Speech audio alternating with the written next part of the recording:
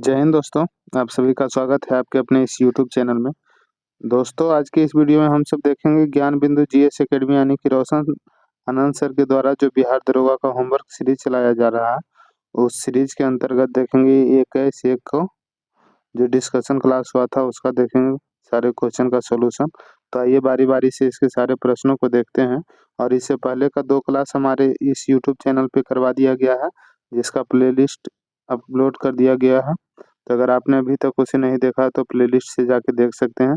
और साथियों आपसे एक रिक्वेस्ट रहेगा कि अगर आपने अभी तक इस चैनल को सब्सक्राइब नहीं किया है तो प्लीज़ सब्सक्राइब कर दीजिएगा और वीडियो अच्छा लगे तो लाइक और दोस्तों में शेयर ज़रूर कीजिएगा। आइए पहला क्वेश्चन क्या कह रहा देखते हैं। पहला क्वेश्चन है कि हाल ही में भारत सरकार की किन 2 योजनाओं ने अपने 10 वर्ष पूरे किए हैं? तो 2 योजना का नाम पूछ रहा है, तो पहला हो जाएगा जल जीवन योजना। पहला योजना का नाम हो जाएगा जल जीवन योजना और दूसरा जनधन योजना, ठीक ना? ये दोनों 2014 में स्टार्ट हुआ था, तो दोनों का 10 वर्ष पूर गया है। तो जनधन योजना, जनधन योजना, ठीक ना? ये 2 योजना का 10 वर्ष पूरा हो गया है। चलिए आगे बढ़ते हैं। स्मार्ट सिटी मिशन कब शुरू की गई थी? तो स्मार्ट सिटी योजना जो है ये 2015 में स्टार्ट हुआ था। उसके आगे बढ़ते हैं। आयुष्मान भारत योजना कब शुरू किया गया था? तो आयुष्मान भारत जो है ये 23 सितंबर 2018 को स्टार्ट हुआ था, ठीक ना? चलिए दूसरा क्वेश्चन देखते हैं साथियों कि 33वीं प्रगति बैठक का आयोजन कहाँ किया गया और इसका उद्घाटन किसने किया था?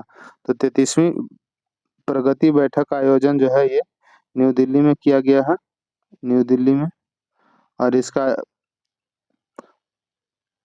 बैठक आयोजन कहाँ किया गया है और इसका उद्घाटन किसने किया है? तो इसका उद्घाटन मोदी जी ने किया है, नरेंद्र मोदी जी ने। चलिए आगे बढ़ते हैं। मिशन प्रगति को कब लॉन्च किया गया था? बताइएगा। तो मिशन प्रगति को 2015 में लॉन्च किया गया था, याद रखिएगा। आरक्षण को सुप्रीम कोर्ट की अध्यक्षता वाली किस समिति द्वारा लागू किया गया है? तो ये डी.वाई. चंद्रचूड़ समिति के द्वारा लागू किया गया है, डी.वाई. चंद्रचूड़ समिति, ठीक ना? और समिति सुप्रीम कोर्ट के वर्तमान में चीफ जस्टिस ऑफ इंडिया कौन है? सीजेआई सुप्रीम कोर्ट के। तो इसका सही आंसर हो जाएगा संजीव खन्ना, संजीव खन्ना। वीडियो स्लो लगेगा तो थोड़ा स्पीड में करके देख लीजिएगा। सुप्रीम कोर्ट के पहले सीजीआई पूछ रहा है, तो पहले सीजीआई हो जाएंगे हीरालाल जे कानिया, हीरालाल जे कानिया, ठीक ना? चलिए सुप्रीम कोर्ट में न्यायाधीशों की कुल संख्या क्या है? तो सुप्रीम कोर्ट में न्यायाधीशों की कुल संख्या 34 हो जाएगा, 34। आगे बढ़ते हैं। भारत में पहली स्वदेशी सेमी हाई स्पीड ट्रेन कौन सी थी? तो पहली स्वदेशी सेमी हाई स्पीड ट्रेन का नाम पूछ रहा है, तो ये हो जाएगा वंदे भारत, वंदे भारत रेल, ठीक ना? वंदे भारत रेल हो जाएगा। और इसका निर्माण कब हुआ था? तो 2018 में निर्मित हुआ था ये। और इसका पहले क्या नाम था? वंदे भारत का पहले क्या नाम था? तो ये ट्रेन 18 का नाम बदल के वंदे भारत किया गया था, ठीक ना? चलिए आगे बढ़ते हैं साथियों। भारत में पहली किसान रेल कब चलाई गई थी? किसान रेल जो है भारत में ये पहली बार कब चलाई गई थी, ये पूछ रहा है, तो बताइएगा। तो ये 2020 में चलाई गई थी भारत में पहली किसान रेल।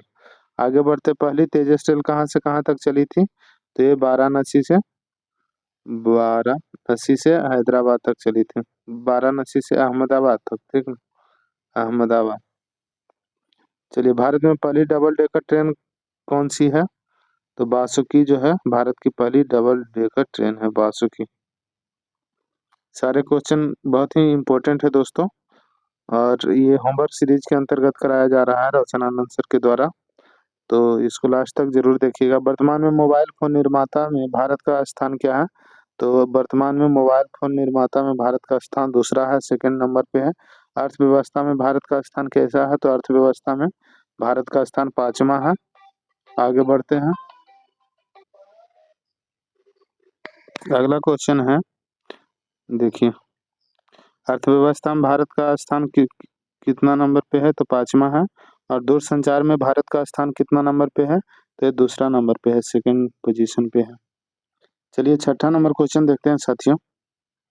बारी बारी से सारे प्रश्नों को देखना है। केंद्र सरकार द्वारा चालू वित्त वर्ष के लिए सन 2024-25 के तहत कितने खाते खोलने का लक्ष्य रखा गया है? तो ये टोटल 3 करोड़ खाता खोलने का लक्ष्य रखा गया है केंद्र सरकार के द्वारा, 3 करोड़ खाता। आगे क्या कह रहा है, विश्व का विलय समावेशन की सबसे बड़ी योजना कौन सी है? तो विश्व का विलय समावेशन की सबसे बड़ी योजना जो है ये जनधन योजना है। जनधन योजना पहले नंबर क्वेश्चन में भी देखे थे कि इसका 10 वर्ष पूरा गया है। तो ये कब स्टार्ट हुआ था जनधन योजना? ये 2014 में स्टार्ट हुआ था। सुप्रीम कोर्ट द्वारा बाल विवाह रोकने के लिए एक पहल की शुरुआत की गई है। कौन सी पहल की शुरुआत की गई है? तो बाल विवाह मुक्त गांव पहल, बाल विवाह मुक्त गांव पहल की शुरुआत की गई है, ठीक ना। वर्तमान में बाल विवाह सर्वाधिक किस राज्य में प्रचलित है? तो ये पहला नंबर टेस्ट में आया था। तो इससे पहले वाले टेस्ट में भी क्वेश्चन आ चुका है। तो वर्तमान में बाल विवाह सर्वाधिक किस राज्य में प्रचलित है? तो ये पश्चिम बंगाल में है। पश्चिम बंगाल, वेस्ट बंगाल जिसे बोलते हैं। और ये दूसरे नंबर पे बिहार है, सेकेंड नंबर पे बिहार है। और वही पूछेगा कि बाल विवाह सर्वाधिक किस राज्य की जगह पर किस देश में पूछेगा? तो ये हो जाएगा बांग्लादेश में, बांग्लादेश, ठीक ना। बांग्लादेश की राजधानी ढाका, याद रखिएगा। चलिए 8 नंबर क्वेश्चन है, प्रधानमंत्री द्वारा किस वर्ष को संयुक्त राष्ट्र अंतर्राष्ट्रीय सहकारिता वर्ष के रूप में घोषित किया गया है? तो ये 2025 को संयुक्त राष्ट्र अंतर्राष्ट्रीय सहकारिता वर्ष के रूप में घोषित किया गया है। किसे? तो 2025 को। सहकारिता मंत्रालय की स्थापना कब की गई थी? तो सहकारिता मंत्रालय की स्थापना जो है ये 2021 में किया गया था। सहकारिता मंत्रालय के मंत्री कौन है? तो अमित शाह जो है, अमित शाह सहकारिता मंत्री के मंत्री हैं, सहकारिता मंत्रालय के मंत्री हैं। केंद्र सरकार द्वारा लिए गए निर्णयों के अनुसार नवीनतम जनगणना डाटा रिकॉर्ड करने की प्रक्रिया कब शुरू होगी? तो ये शुरू होगी दोस्तों 2025 में। नवीनतम जनगणना डाटा रिकॉर्ड करने की प्रक्रिया शुरू होगी 2025 में, ठीक ना। एक मिनट, ये 2025 में शुरू होगा। 2021 में होने वाला था लेकिन कोरोना महामारी के चलते अब ये 2025 में होगा। और इसके बाद 25 से 35 ऐसे चलते रहेगा 10-10 वर्ष पे। जनगणना रिपोर्ट 2025 का रिपोर्ट कब प्रकाशित की जाएगी? तो 2025 में जो जनगणना होगा इसका रिपोर्ट 2026 में प्रकाशित किया जाएगा। आगे है जनगणना के वर्तमान आयुक्त कौन है? तो वर्तमान आयुक्त जो है मृत्युंजय नारायण है, मृत्युंजय नारायण जो है, नारायण जनगणना के वर्तमान आयुक्त हैं। आगे बढ़ते हैं, भारत सरकार द्वारा संसद की सीटों के लिए परिसीमन प्रक्रिया पूरा करने का लक्ष्य कब तक रखा गया है? तो पहले कब तक था बताइएगा। तो पहले ये 2026 तक था, अब इसे 2028 तक कर दिया गया है।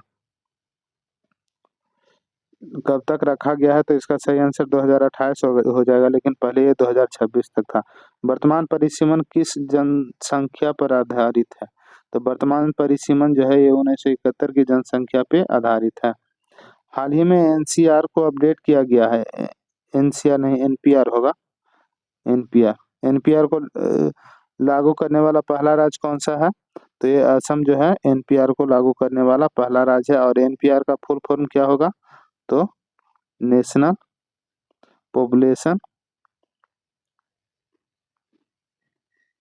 पॉपुलेशन रजिस्टर होता है, ठीक ना, एनपीआर का फुल फॉर्म। आगे बढ़ते हैं साथियों, 11 नंबर क्वेश्चन देखते हैं। एनपीआर को किस वर्ष लागू किया गया था? यहाँ पे क्वेश्चन है, एनपीआर को किस वर्ष लागू किया गया था? तो ये 2019 में लागू किया गया था। गुरुत्वीय नियतांक का मान किसने दिया था और इसका संकेतक क्या होगा? तो इसका सही आंसर हो जाएगा हेनरी केवेंडिश। किसने दिया था? तो हेनरी केवेंडिश ने दिया था, केवेंडिश। और इसका संकेत पूछ रहा है, संकेत क्या हो जाएगा? तो जी जो है इसका सिंबल हो जाएगा। दोस्तों अगर वीडियो स्लो लगे तो फास्ट करके देख लीजिएगा, स्पीड बढ़ा के देख लीजिएगा, लेकिन लास्ट तक जरूर देखिएगा। पीएम फसल बीमा योजना की शुरुआत कब हुई थी? तो पीएम फसल योजना की शुरुआत है, पीएम फसल बीमा योजना की शुरुआत 2016 में किया गया था। संविधान के लागू होने के समय मूल अधिकारों की संख्या कितना था? तो मूल अधिकारों की संख्या संविधान लागू हुआ था तो 7 था, अभी वर्तमान में 6 है, 6 वर्तमान में है। केसरी और मराठा पत्रिका का संपादक किसने किया था? तो केसरी और मराठा पत्रिका का संपादक बाल गंगाधर तिलक ने किया था। बाल गंगाधर तिलक इनका प्रमुख श्लोक था, स्वराज मेरा जन्मसिद्ध अधिकार है और मैं इसे लेकर के ही रहूंगा। और ये पूछता क्वेश्चन ये भी आता है कि केसरी किस भाषा में मतलब प्रकाशित होती थी केसरी पत्रिका? तो ये मराठी भाषा में होती थी। केसरी जो थे मराठी भाषा में, और मराठा जो था ये अंग्रेजी भाषा में, ठीक ना, इंग्लिश लैंग्वेज में प्रकाशित होता था। 16 में है, भारत में प्रत्येक वर्ष आर्थिक सर्वेक्षण किसके द्वारा प्रकाशित किया जाता है? तो आर्थिक सर्वेक्षण जो है प्रत्येक वर्ष ये वित्त मंत्रालय के द्वारा प्रकाशित किया जाता है, वित्त मंत्रालय। आगे बढ़ते हैं, भारतीय राष्ट्रीय कांग्रेस का सेकंड मुस्लिम अध्यक्ष पूछ रहा है कौन थे? तो सेकंड मुस्लिम अध्यक्ष कौन थे बताइएगा? तो पहला कौन थे? फर्स्ट हो जाएंगे बदरुद्दीन तैयबजी। बदरुद्दीन तैयबजी जो थे ये फर्स्ट मुस्लिम अध्यक्ष थे। तो सेकंड कौन हो जाएंगे? सेकंड हो जाएंगे रहमतुल्लाह सियानी। रहमतुल्लाह सियानी इसका सही आंसर हो जाएगा। ये सेकंड वाला पूछ रहा है तो इसलिए रहमतुल्लाह सियानी इसका सही आंसर हो जाएगा। आगे बढ़ते हैं दोस्तों, किस तत्व का प्रयोग प्रोटीन के संश्लेषण में किया जाता है? तो नाइट्रोजन का प्रयोग जो है, नाइट्रोजन का प्रयोग प्रोटीन के संश्लेषण में किया जाता है। भारत के नियंत्रक और महालेखा परीक्षक का पद किस अधिनियम द्वारा लाया गया है? तो 1919 के अधिनियम के द्वारा लाया गया है। नौजवान भारत सभा की स्थापना कब और किसके द्वारा की गई है? तो नौजवान भारत सभा की स्थापना 1926 में किया गया था, 1926 में। और किसके द्वारा? तो भगत सिंह के द्वारा, भगत सिंह के द्वारा, ठीक ना। आगे बढ़ते हैं, भारत में मौद्रिक नीति कौन जारी करता है? तो भारत में मौद्रिक नीति जो है ये आरबीआई यानी कि रिजर्व बैंक ऑफ इंडिया जारी करता है। बौद्ध धर्म से संबंधित धर्म राजी का स्तूप का निर्माण किसने कराया था और यह कहाँ अवस्थित है? तो ये निर्माण कराया था अशोक ने। किसने? अशोक ने निर्माण कराया था। और ये कहाँ स्थित है? तो ये सारनाथ में, सारनाथ में स्थित है। आगे बढ़ते हैं साथियों, सार्वभौमिक टीकाकरण के लिए कौन सी योजना चलाई गई है और इसे कब शुरू किया गया था?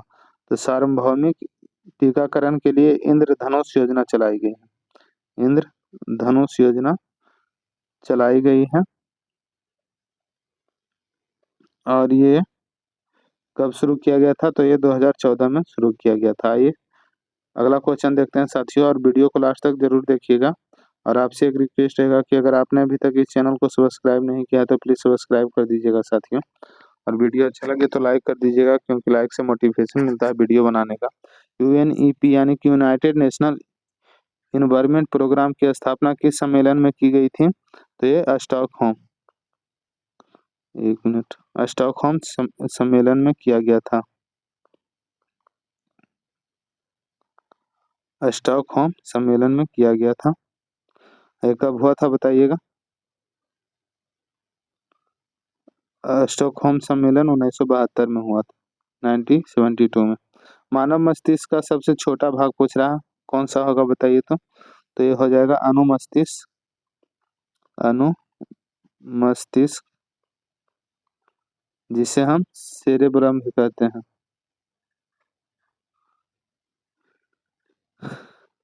सेरेबेलम भी कहते हैं।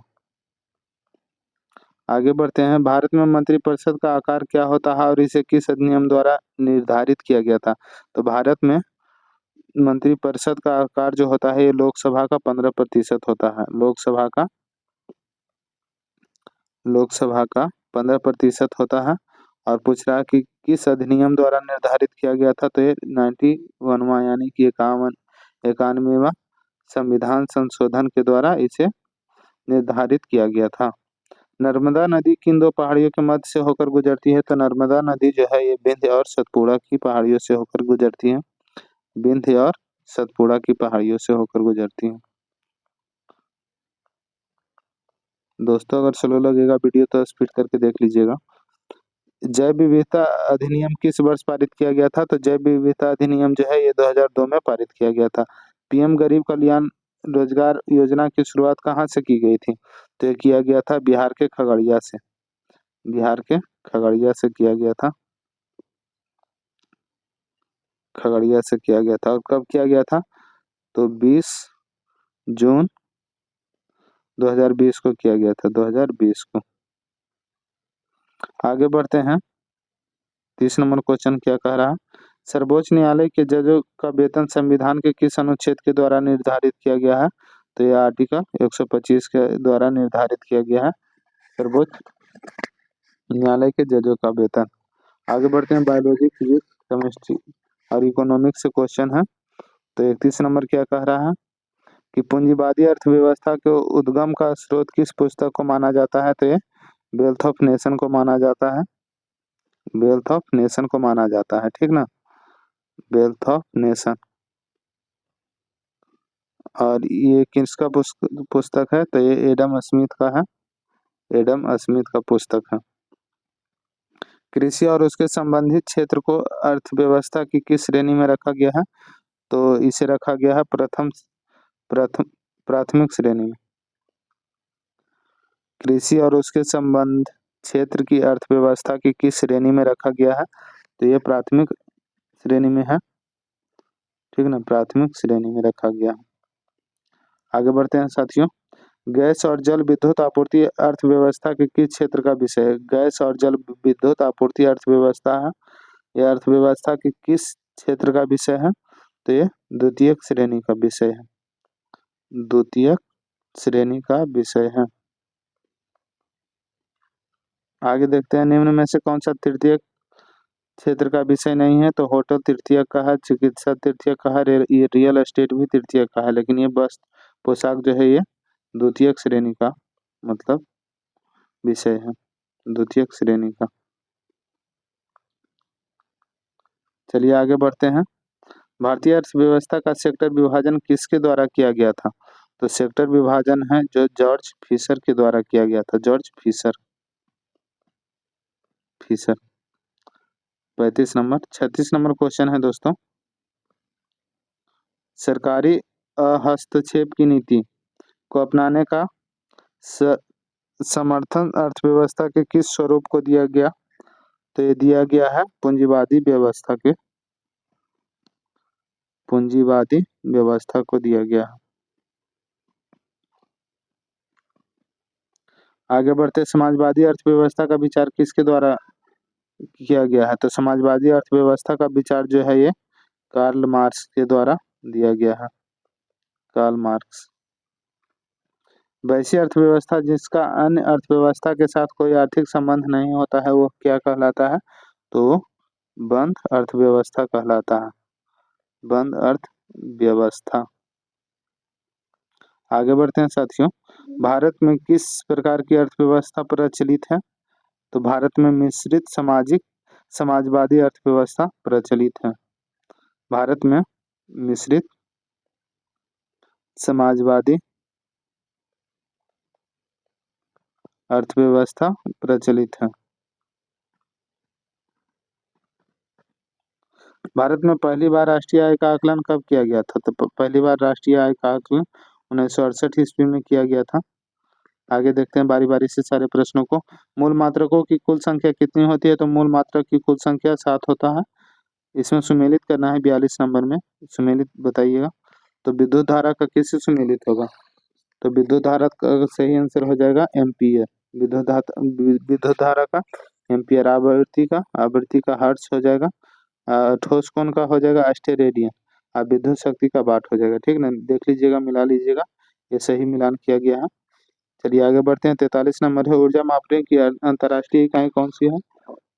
तो कैलोरी जो है, कैलोरी ऊर्जा मापन की अंतर्राष्ट्रीय इकाई है। तापमान का एसआई मात्रक क्या होता है? तो तापमान का एसआई मात्रक केल्विन होता है। केल्विन। प्रकाश वर्ष किस से संबंधित है? तो प्रकाश वर्ष प्रकाशीय दूरी या खगोलीय दूरी से संबंधित है। प्रकाश वर्ष, प्रकाशीय दूरी या खगोलीय दूरी से संबंधित है। निम्नलिखित में से कौन सी दीप तीव्रता की एसआई इकाई है? तो इसका सही आंसर हो जाएगा कैंडेला। कैंडेला 46 का सही आंसर हो जाएगा। 47 नंबर बताना है, वैसी भौतिक राशियां जिनमें केवल परिणाम होता है तथा दिशा नहीं होता है क्या कहलाती है?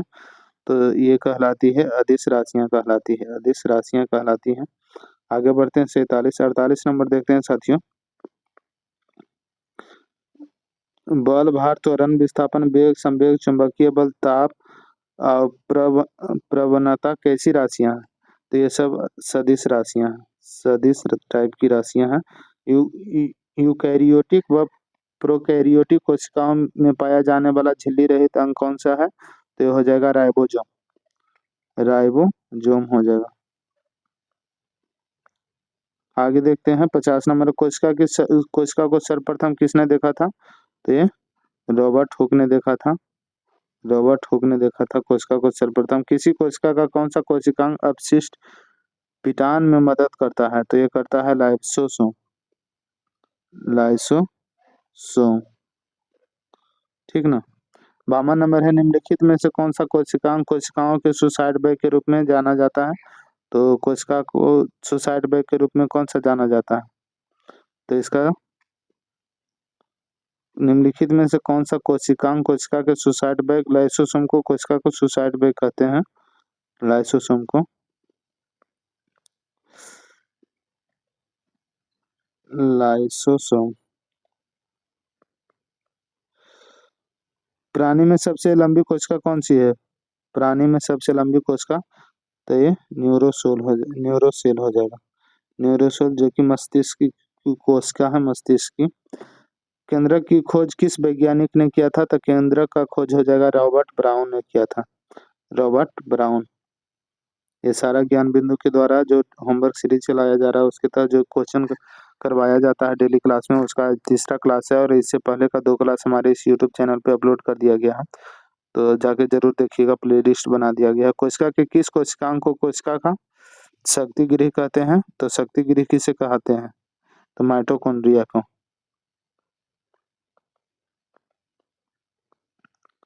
माइटोकॉन्ड्रिया को कोशिका का शक्ति गृह कहते हैं। अगला क्वेश्चन है, कोशिका की सबसे बाहरी दीवार कौन का नाम बताइए? तो कोशिका का सबसे बाहरी दीवार हो जाएगा कोशिका झिल्ली, कोशिका झिल्ली। लिखने में थोड़ा टाइम लग जाता है अगला बार से, मतलब प्रिंट किया हुआ है, सिर्फ आंसर भी प्रिंट रहेगा दोस्तों, ताकि ज्यादा समय ना लगे। कोशिका में वितरित होने वाली अणुओं के लिए प्राथमिक पैकेजिंग एरिया का काम करने वाला अंग का नाम बताइए? तो ये कौन सा क्या नाम हो जाएगा? तो गोल्जी काय हो जाएगा, गोल्जी काय। आगे बढ़ते हैं 58 नंबर, सर्वप्रथम जीवित कोशिका का अवलोकन किसने किया था? तो ये किया था ल्यूवेन हॉक ने, ल्यूवेन हॉक ने किया था जीवित कोशिका का अवलोकन। वैज्ञानिक हक्सले ने जीवन का भौतिक आधार किसे माना है? तो ये माना है जीव द्रव को भौतिक आधार माना गया है हक्सले के द्वारा। आगे देखते हैं 60 नंबर है, कौन से कोशिकांग में श्वसन एवं ऊर्जा से संबंधित रासायनिक प्रक्रिया होती है? तो ये माइटोकॉन्ड्रिया में होती है, माइटोकॉन्ड्रिया में। चलिए आगे बढ़ते हैं साथियों, 61 नंबर देखते हैं, कोशिका की ऊर्जा के रूप में कोशिका की ऊर्जा के रूप में किसको जाना जाता है? तो कोशिका की ऊर्जा के रूप में जो जाना जाता है ये एटीपी को जाना जाता है, एटीपी, ठीक ना, एटीपी को जाना जाता है। आगे बढ़ते हैं, वनस्पति कोशिका में क्लोरोफिल का संबंध किससे है? तो वनस्पति कोशिका में क्लोरोफिल का संबंध प्रकाश संश्लेषण से है। 62 नंबर हो जाएगा, प्रकाश संश्लेषण से। आरबीसी का निर्माण गृह एवं कब्रिस्तान गृह क्रमशः है कौन सा है? तो ये हो जाएगा निर्माण गृह अस्थि मज्जा को कहते हैं, अस्थि मज्जा, और कब्रिस्तान गृह किसे कहा जाता है? तो ये प्लीहा को कहा जाता है, प्लीहा को। कोशिका मिलकर प्राथमिक रूप से किनका निर्माण करती है? तो ये करती है उत्तक का निर्माण करती है, उत्तक का।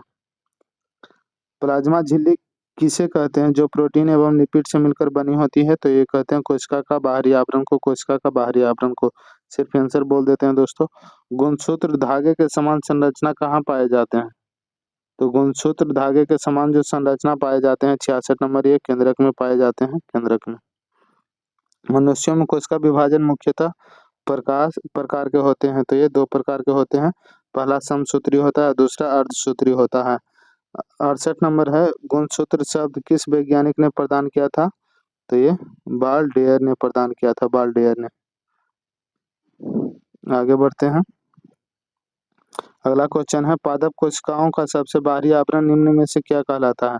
तो ये कोशिका भित्ति कहलाता है, कोशिका भित्ति। डीएनए के द्विहेलिक्स प्रारूप को पहली बार किस वैज्ञानिक ने प्रस्तावित किया था? तो ये वाटसन एवं क्रिक ने प्रस्तावित किया था, वाटसन एवं क्रिक ने। कोशिका का क्रियात्मक गतिविधि किसके द्वारा नियंत्रित होती है? तो ये केंद्रक द्वारा होता है, केंद्रक के द्वारा नियंत्रित होता है। 72 नंबर है, 2 या 2 से अधिक शुद्ध पदार्थों के मात्रा के विचार एक निश्चित अनुपात में संयोगी करने से बना पदार्थ क्या कहलाता है? तो ये कहलाता है यौगिक, यौगिक। ऐसे तत्व जिनमें धातु और अधातु के गुण पाए जाते हैं कहलाते हैं।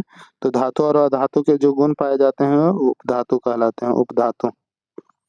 आगे बढ़ते हैं साथियों, कौन सा पदार्थ प्रकृति में तीनों अवस्था में पाया जाता है? तो 74 का जो हो जाएगा, जल जो है तीनों अवस्था, ठोस द्रव गैस तीनों अवस्था में पाया जाता है। और लास्ट क्वेश्चन है कि पदार्थ की चतुर्थ अवस्था कौन सी है? तो ये प्लाज्मा जो हो जाएगा पदार्थ की चतुर्थ अवस्था है। तो यहाँ पे हमारा सेट नंबर 3 ये समाप्त हुआ दोस्तों। और अगर आपने अभी तक इस चैनल को सब्सक्राइब नहीं किया है तो सब्सक्राइब कर लीजिएगा, ताकि इस चैनल पे डेली इस टाइप का सेट करवाया जाएगा जो कि रोशन आनंद सर के द्वारा करवाया जा रहा है, ठीक ना। तो वीडियो अगर आप तक पहले पहुंचे इसके लिए आप सब्सक्राइब कर लीजिएगा, और वीडियो अच्छा लगा होगा तो लाइक कर दीजिएगा और दोस्तों में शेयर जरूर कीजिएगा। अगला बार से आंसर के साथ कराएंगे वीडियो, ताकि मतलब ज़्यादा समय नहीं लगे, उसमें प्रिंट किया हुआ रहेगा। धन्यवाद दोस्तों, मिलते हैं अगले वीडियो में।